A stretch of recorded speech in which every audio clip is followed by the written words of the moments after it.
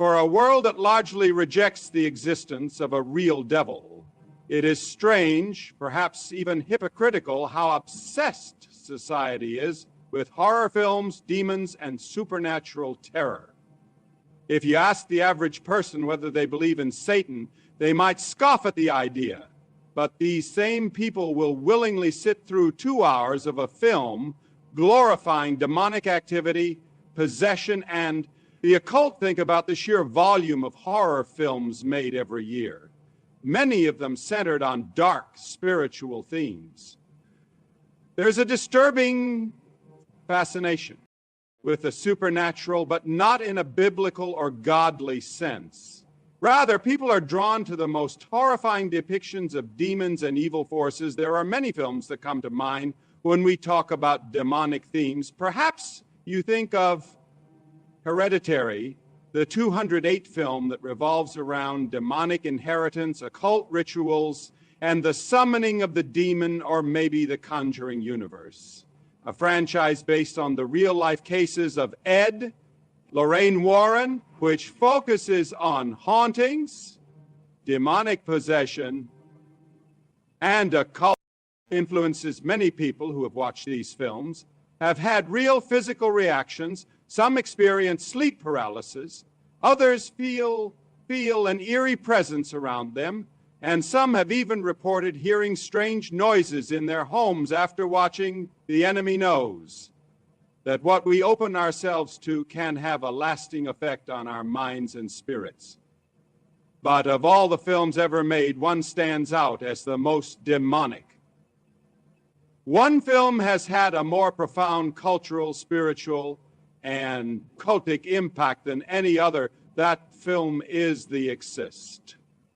Released in 1973, before we even begin to discuss what makes The Exorcist so uniquely dangerous, we must first acknowledge that it was unlike anything that came before it. Many of you watching may not have been alive when this film was released, but I can assure you it was a cultural earthquake.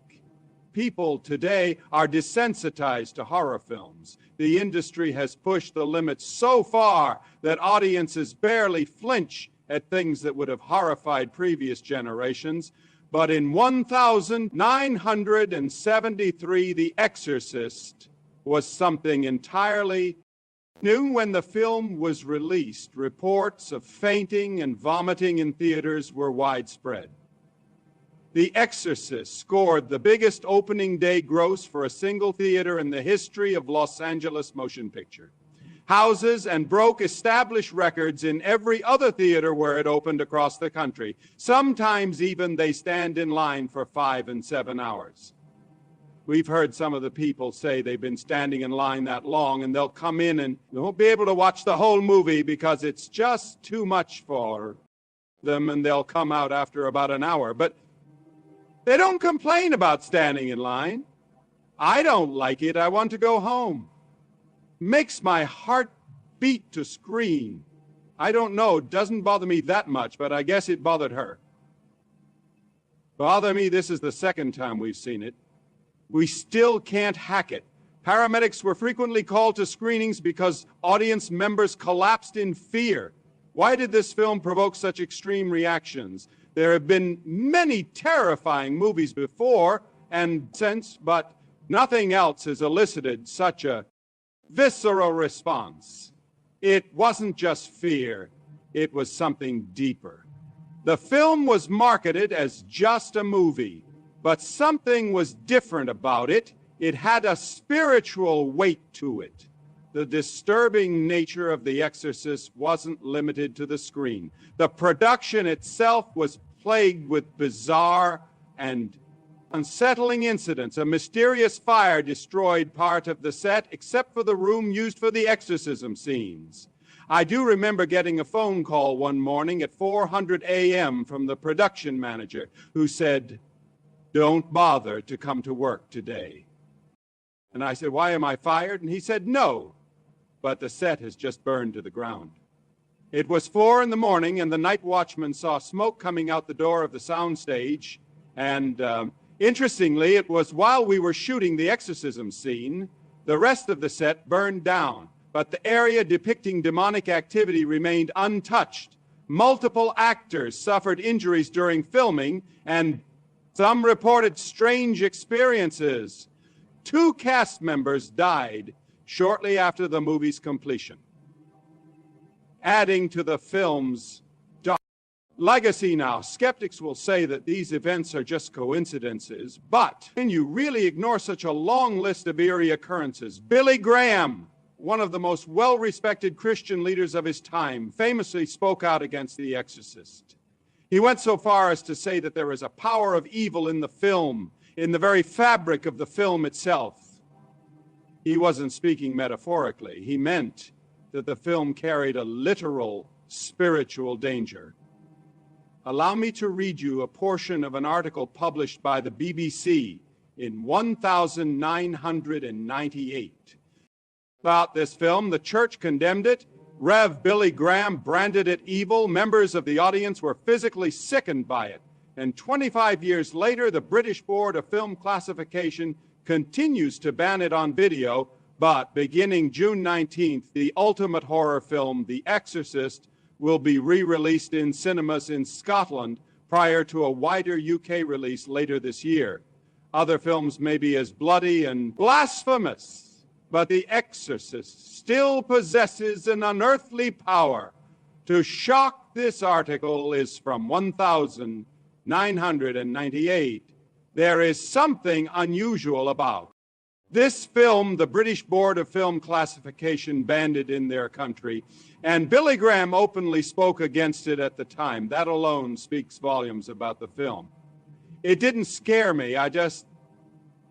I don't know what happened. I just fainted. It was frightening. My experience with this movie has been incredible, especially with people figging halfway through the movie. The movie starts getting quite violent, and people get quite unusual reactions. And we have a lot of people throwing up and a lot of people shuddering. But the thing that really surprises me is people faint. I mean, I have never in my life known a movie where people would faint. I mean, it's hard to make people faint. If a man like Billy Graham could discern that something demonic was attached to this film, shouldn't we take his words seriously? Some people may say, it's just a movie. It's not real. But that's exactly what the enemy wants you to think. Satan doesn't care whether you think. It's just entertainment. He only cares that you expose yourself to darkness. Ephesians 6:12 reminds us, for we wrestle not against flesh and blood, but against principalities, against powers, against the rulers of the darkness of this world, against spiritual wickedness in high places. This battle is spiritual. Hollywood won't come out and tell you that. Many horror films have directly inspired by real demonic encounters and occult rituals, but many horror directors have admitted to consulting real life occultists, demonologists, and even priests to ensure accuracy in their films. That means the spells, DNA, and the rituals you hear in these films are often not just fiction, they are real. If you think watching a film about demonic possession is harmless, you are gravely mistaken. The Bible warns us against engaging with the occult. Deuteronomy 18:10-11 says, let no one be found among you who sacrifices their son or daughter in the fire, who practices divination or sorcery, interprets omens, engages in witchcraft or casts spells, or who is a medium or spiritist, or who consults the dead. The moment you willingly engage with darkness, you are opening doors. You may think it's just a movie. I'm not practicing witchcraft, but remember, Satan is subtle. He knows he doesn't have to get you to perform a ritual. He just has to get you comfortable with the idea. Think about how horror movies have progressed over the decades. What used to be shocking has now become mainstream. People are no longer afraid of what they once were. That's not because the world has become braver, it's because it has become more desensitized. Has ever pulled on mankind is convincing them that he doesn't exist. Many people don't believe in the devil. They think of him as a cartoonish figure with horns and a pitchfork, something out of a Halloween costume. But the Bible paints a very different picture. 1 Peter 5:8 warns us, be sober, be vigilant, because your adversary the devil as a roaring lion walketh about, seeking whom he may devour. Satan is not a joke. He is real. He is active. And he is seeking to destroy as many people as possible before his time runs out. Satan has an army. He has an organized network of demonic forces. And this organization is hard at work, trying to influence and control both you and me. While Satan is not omnipotent, he cannot do everything. Nor is he omniscient. He does not know everything. Nor is he omnipresent. He cannot be everywhere at once. His organization is so vast that it seems as though he is at work in every part of the world. There are those who claim that Satan has already been chained. That is incorrect. Satan is a real entity, and he uses people to accomplish his purposes. He's powerful. And we should never take him lightly. Ephesians 6:10 says, finally, my brethren, be strong in the Lord and in the power of his might. Notice how Paul instructs us to be strong in the Lord, not in ourselves, but in him. If you try to stand against the devil in your own strength, he will tear you apart. He will completely destroy you in ways you never thought possible. Just look at what he did to Job. That's why Paul is very specific. Be strong in the Lord, not in yourself, but in his power. Several times in this passage, Paul commands us to be strong, to stand firm, to take our stand, because we are facing a formidable adversary. Satan is compared to a roaring lion, a fierce dragon, a deceptive angel of light, a cunning serpent, and a ruthless destroyer. He is both strong and subtle. That is why Paul warns us to stand against the W's of the devil, to be equipped and ready for spiritual battle. Films like The Exorcist are not mere entertainment. They are tools in the enemy's hands. They normalize demonic activity, making it seem like something people can engage with without consequence. But the Bible makes it clear. Demons are real. Possession is real. Spiritual warfare is real. The enemy is not playing games. Isaiah 520 warns, woe to those who call evil good and good evil, who put darkness for light and light for darkness, who put bitter for sweet and sweet for bitter. This verse speaks directly to the cultural phenomenon of reversing moral values and labeling sin as harmless, treating Satan as a benign or comedic figure undermines the seriousness of his work in the world. Satan's agenda is clear: to kill, steal, and destroy. From the very beginning, he has sought to undermine God's creation and draw humanity away from the truth. John 8:44 tells us that Satan was a murderer from the beginning, not holding to the truth. For there is no truth in him. When he lies, he speaks his native language, for he is a liar and the father of lies.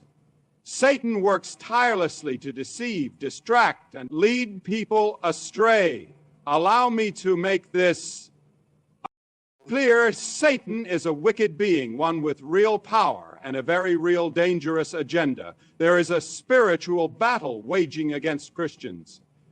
And the longer you walk in faith, the more you realize that the Christian life is not a playground, but a battleground. Satan is after you. He is after your wife. He is after your husband. He is after your children. He is after your joy. He is after your peace. He is after your mind. He is even after your salvation. Nevertheless, he is relentless and will go after everything he can take from you. The Bible gives us clear insight into Satan's agenda: to kill, Satan is a murderer from the beginning, and he works through sin, deception, and rebellion to achieve this end. Steal, Satan seeks to steal God's glory, steal people's joy, and rob them of eternal life. His schemes are designed to divert attention away from God and toward worldly distractions and to destroy Satan. Works tirelessly to destroy families, communities, even entire nations through sin and rebellion against God. His goal is to break relationships, to see chaos, and undermine God's plan for humanity. Every joke, movie, or story that trivializes Satan's work plays into his hands. Instead of being vigilant people, let their guard down. Instead of resisting the devil, they laugh at him, thinking he's just a fictional character. This is spiritual warfare disguised as entertainment.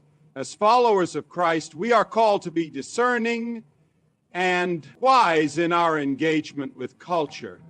The Bible commands us to test all things and hold on to what is good.